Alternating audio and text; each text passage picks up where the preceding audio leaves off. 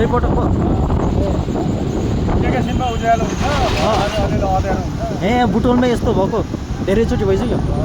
ए यस्तो भइरहेको छ भनेपछि यहाँ ए पहिला 2 वर्ष बसेको छ। ए यहाँ 2 वर्ष बस्नुभएको के पढ्नुहुन्थ्यो कि जब सब के गर्नुहुन्थ्यो?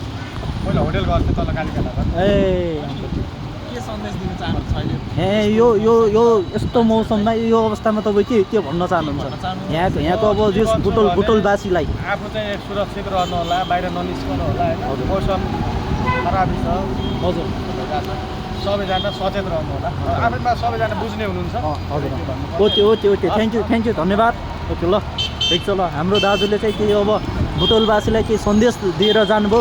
धेरै धेरै धन्यवाद छ उहाँलाई। अवस्था नाजुक छ यहाँ हेर्न सक्नुहुन्छ तपाईँहरू। यहाँ पुरै अन्धकारसँगै पानी पनि भोटेको अवस्था छ यहाँ।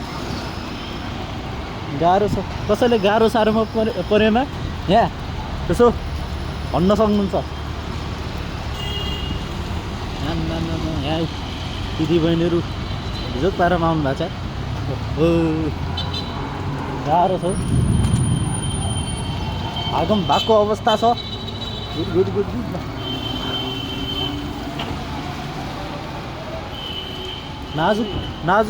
नाजुक अवस्थामा छ यहाँ।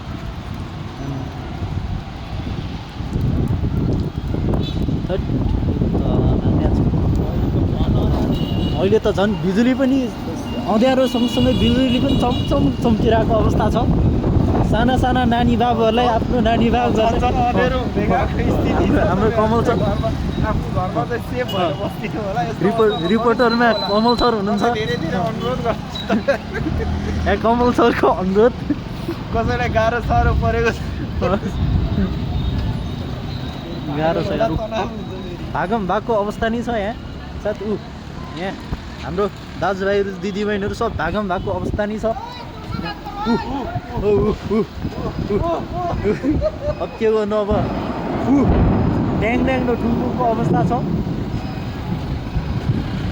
अब उता पश्चिमा देशहरूमा चाहिँ अब पुरै माथि वार चलिरहेछ। अब ड्रोनबाट बमसम खसालिरहेछ भने अब यहाँ हाम्रो देशमा चाहिँ नेपालमा चाहिँ अब अहिलेको अब अन्य ठाउँमा थाहा छैन। यो बुटोलको अवस्था चाहिँ अलिक नाजुक नै छ।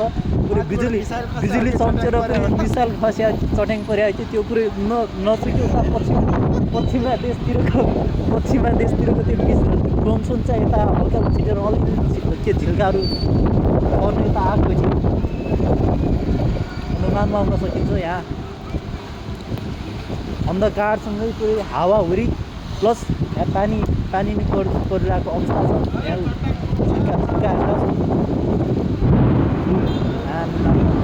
यो त मान्य छु गाह्रो छ गाई छ गाह्रो।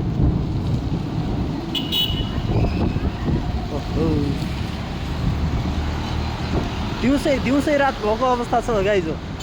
दिउँसै रात परेको अवस्था। कोही साथीहरूले हल्का रमाइलो नि गर्दै होला। कोही साथीले यही मौका भनेर हल्का रमाइलो नि गर्दै होला गाइजो। ठिक छ पानी नि परिरहेको अवस्था छ।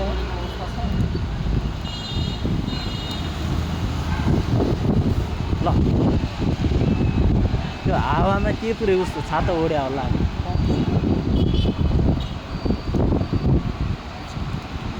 गाह्रो छ यो अवस्थामा गाह्रो छ। दर्शक नभएको अवस्था छ गाइजो।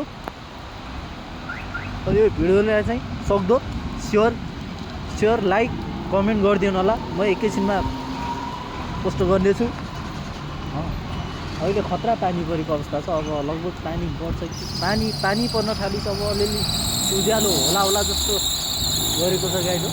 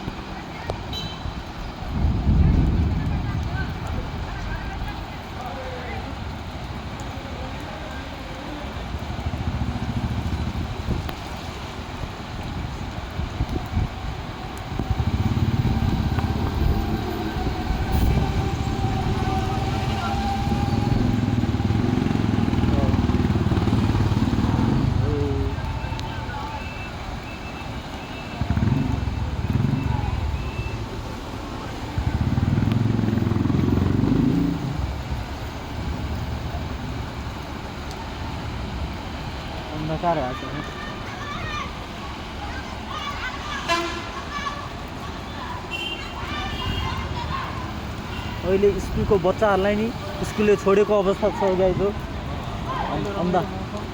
अन्धकार भएको कारणले यो घरमा डिस्टर्ब हुने आशंका गरेको छ गाइज हो। घरमा अब बाउआमालाई अब यस बच्चाले अलिक डिस्टर्बै गर्छ गाइज हो। अब किनभने नेगेटिभ अर्थ नबुझ्नु होला, अलिक पोजिटिभ सकारात्मक सोच सोच्नु होला, नकारात्मक सोच नसोच्नु होला। पानी ठुलो परेको अवस्था छ, एकदम ठुलो पानी परेको अवस्था छ। धमाधम मोटर गाडीहरू चाहिँ आफ्नो गन्तव्यतिर चाँडोभन्दा चाँडो हिँडिरहेको अवस्था छ। त्यो हावाहुरी पानीले गर्दा जनजीवन प्रभावित भएको छ गाइज हो। त्यो बुटोल क्षेत्रमा चाहिँ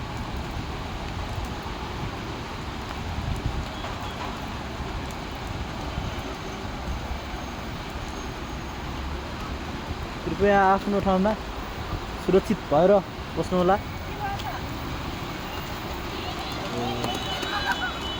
ओहो चाँडो नानी बाबु चाँडो घर जाऊ। पानीमा भिजोक छ गाइज हो, भिजोक। आफ्नो ठाउँमा सुरक्षित भएर बस्नुहोला।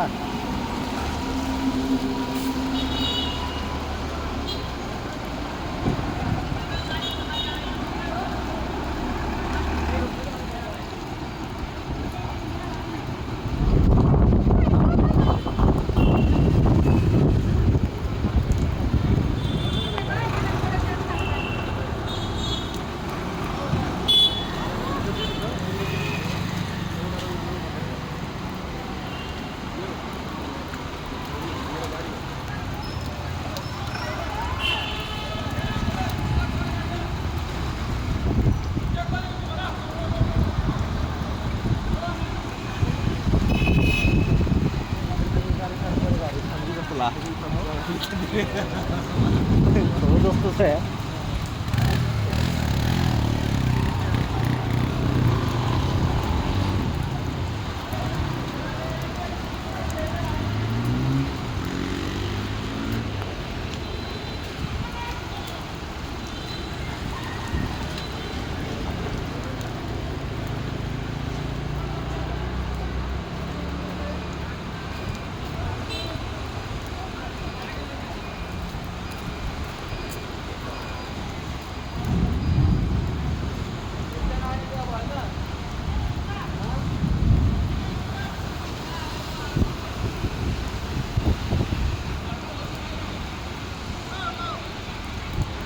दिउँसै रात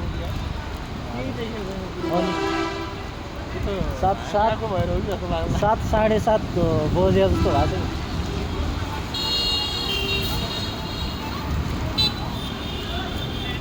होइन यस्तो पहिला नै भएको छैन। बुटोलको जनजीवन चाहिँ त्यो हावाहुरीको कारणले प्रभावित भएको छ गाइज।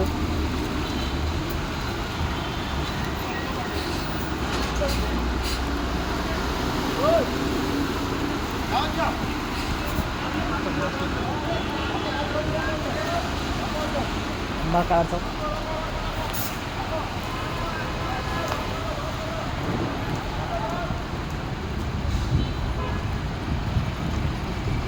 गाह्रो छ गाइज। यस्ता नाजुक